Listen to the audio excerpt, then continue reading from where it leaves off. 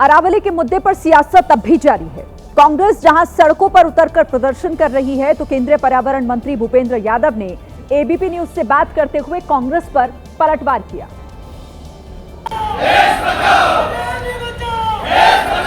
राजस्थान के कई जिलों में कांग्रेस के नेता सड़क पर उतरे और अरावली बचाने को लेकर प्रदर्शन किया।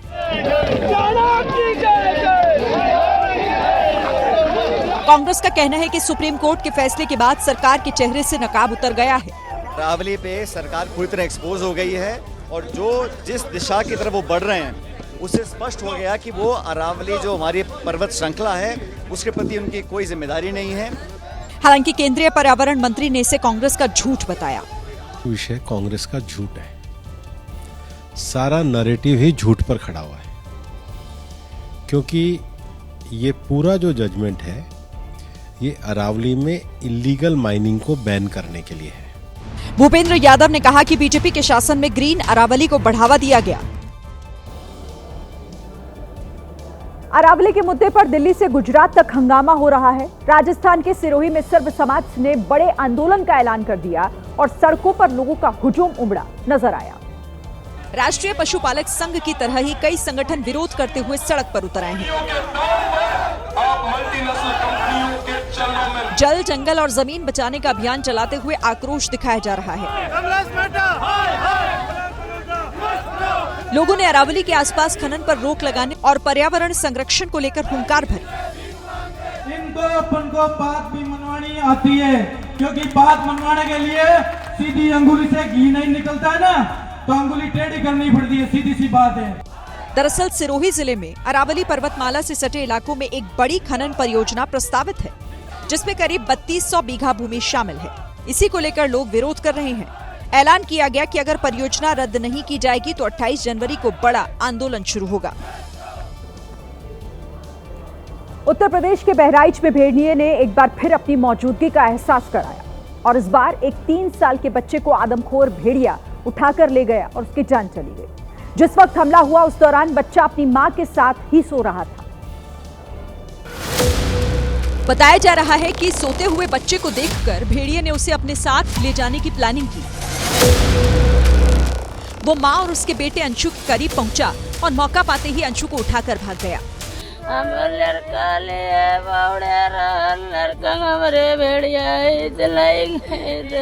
अपने बच्चे को बचाने के लिए मां करीब 100 मीटर तक दौड़ी, लेकिन कोहरे से वो हार गई। कोहरा ज्यादा होने के कारण वो बाद में पता नहीं चला कि किधर लेके भाग गया।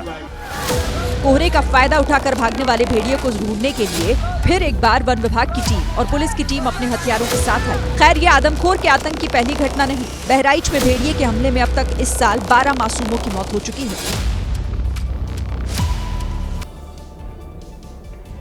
लखनऊ के समतामूलक चौराहे पर दुकानदारों ने एक बाउंसर को जमकर पीट दिया, जिसके बाद वहां पर हड़कंप मच गया और लोग इधर उधर भागते नजर आए। मारपीट की घटना का सीसीटीवी फुटेज आया है सामने, जिसमें साफ तौर पर देखा जा सकता है कि पहले दुकानदारों ने बाउंसर को घसीटा, फिर कई दुकानदारों ने उसे जमकर पीटा, जैसे उसने कोई बड़ा अपराध कर दिया हो। बताया जा रहा है कि विवाद तब शुरू हुआ जब बाउंसर के बॉस ने उसे दुकानदार को बुलाने को कहा, लेकिन दुकानदार ने उसे अपशब्द बोल दिए, जिसका विरोध करने पर उसकी पिटाई कर दी गई। घटना लखनऊ के गोमती नगर रिवर फ्रंट की बताई जा रही है, जहां चटोरी गली के नाम से जाने जाने वाली स्ट्रीट पर वेंडर दुकानदारों की दबंगई देखने को मिली। मारपीट से इलाके में दहशत फैल गई, ग्राहकों में भी डर का माहौल पैदा हो गया। वहीं पुलिस अब मामले की जांच पड़ताल में जुटी हुई है। पश्चिम बंगाल के मुर्शिदाबाद में बाबरी मस्जिद की नींव रखने वाले हुमायूं कबीर ने आज अपनी नई पार्टी का ऐलान कर दिया। मंच से वो ममता बनर्जी पर हमलावर दिखे तो पीएम मोदी की तारीफ की। एक बार फिर पश्चिम बंगाल की निगाहें मुर्शिदाबाद पर थी, जहां हुमायूं कबीर अपनी नई पार्टी का ऐलान कर रहे थे। हुमायूं ने अपने राजनीतिक दल का नाम जनता उन्नयन पार्टी रखा है। कार्यक्रम को संबोधित करने के बाद उन्होंने वंदे मातरम का नारा भी लगवाया।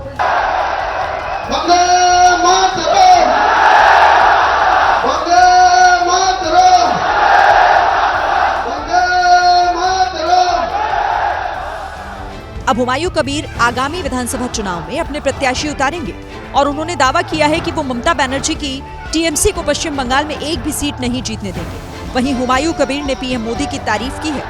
मैं कुछ नहीं बोलूंगी, सबसे बड़ा चेयर है, उनका इज्जत देना चाहिए। अब विरोधी कह रहे हैं कि हुमायूं कबीर असल में बीजेपी के ही इशारे पर काम कर रहे हैं। राजस्थान के जोधपुर में उस वक्त अफरा तफरी मच गई जब 2 ट्रकों में टक्कर के बाद भीषण आग लग गई। इस हादसे में ट्रक ड्राइवर समेत 2 लोगों की मौत की खबर है। भारतमाला एक्सप्रेसवे पर हुए हादसे के बाद दोनों ट्रक धूं-धूं कर जलने लगे। आग इतनी भीषण थी कि इसकी लपटें दूर से ही नजर आ रही थी। यह हादसा तब हुआ जब एक ट्रक ने आगे चल रहे दूसरे ट्रक को टक्कर मारी, फिर अनियंत्रित होकर डिवाइडर से टकरा गया, जिससे उसमें आग लग गई। ये आग फैली और आगे वाले ट्रक को भी अपनी चपेट में ले लिया। चूंकि आगे वाले ट्रक में मूंगफली भरी हुई थी, ऐसे में आग तेजी से भड़की, जिस पर काबू पाना मुश्किल हो गया। जब तक आग पर काबू पाया गया, दोनों ट्रक बुरी तरह जल गए। दिल्ली में बने नाइट शेल्टर को लेकर दिल्ली सरकार का दावा है कि सरकार मूलभूत सुविधाएं दे रही है, लेकिन एबीपी न्यूज की पड़ताल में जो सामने आया वो आपके दिल को कचोट देगा। सरकारी दावों के उलट जमीनी हकीकत तो कुछ और ही है। जामा मस्जिद के ठीक सामने उर्दू पार्क में बने महिलाओं और बच्चों के शेल्टर में रहने वाले लोगों का कहना है कि खाने की क्वालिटी बेहद घटिया है। संडे को खाना नहीं मिलता और साफ सफाई का हाल बुरा है। हालात ये हैं कि शेल्टर के कंबल सालों से गंदे पड़े हुए हैं और उनको ओढ़ने से बच्चों को बीमारियां हो रही हैं। इनको धोया जाता है, रजाई गद्दे कंबल को यहाँ के? तो हमारा बिस्तर होता है वो तो हम धोते हैं। ये यहाँ पे नहीं धुलता सरकार की तरफ? हमें नहीं पता है। आपके सामने कुछ देखा आपने? नहीं धुलते हुए नहीं देखा मैंने। नहीं कभी भी नहीं धुला है। आप कब?